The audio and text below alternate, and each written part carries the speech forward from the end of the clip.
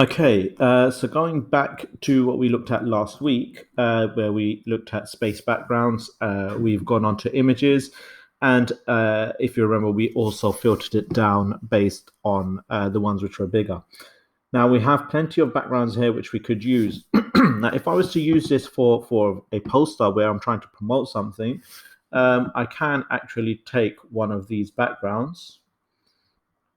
Okay, and if I was to use them, the copyright holder, if they found out about it, they could actually tell me off. So what I would need to do generally is I'd generally ask the user or the person who's created it, the copyright holder, for permission.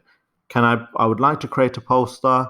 I think this background would be good for it. Can I use your background, please? And if they wish, they can say yes, they can say no, or they can say, yes, you can use it, but I want this much money, or I want you to mention my name in your advert. Okay. So that's usually how getting permission would work.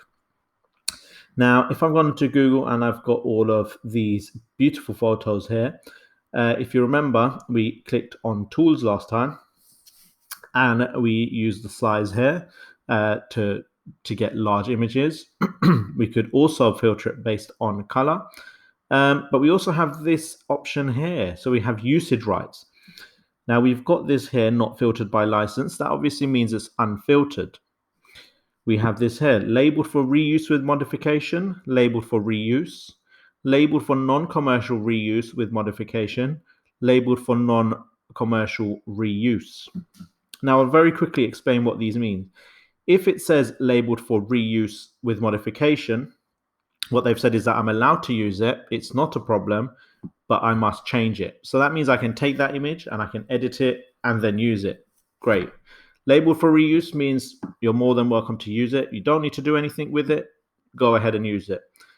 Non-commercial reuse actually refers to as long as it's not for business purposes. So it could be for education, it could be for charity, as long as it's not something that I plan to make money from.